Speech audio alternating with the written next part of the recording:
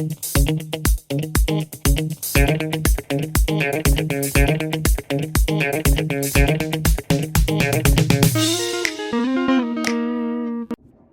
there, it's me again.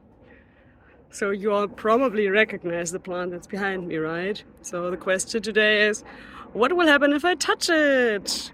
Although that one is too easy, right? So let's look at another question that might be a little bit more interesting.